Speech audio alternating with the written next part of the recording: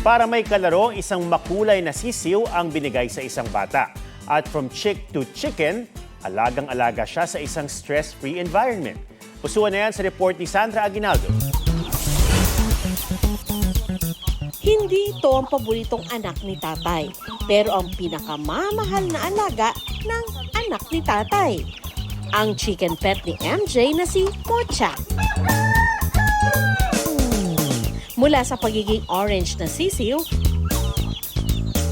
hanggang sa lumabas ang tunay nitong kulay, si Mocha di raw nakaranas ng isang kahig, isang tukang pamumuhay. Raised in a stress-free environment pa. Ay, bawal yan lulutuin. Bet lang yan pag pet hindi lulutuin. Sisiw lang daw ang pagpapalaki nila sa manok. First time po namin mag-alaga din ng manok. Okay na siya sa experience kasi bago po, tapos nakakatuwa kasi may mga traits pala sila na parang katulad sa aso na malambing, na gusto niya lagi din nakadikit sa'yo.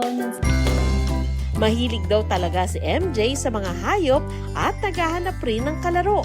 Hugot naman ng daddy ni MJ. Gusto nilang iparana sa anak na mag-alaga ng manok na di magiging tinola.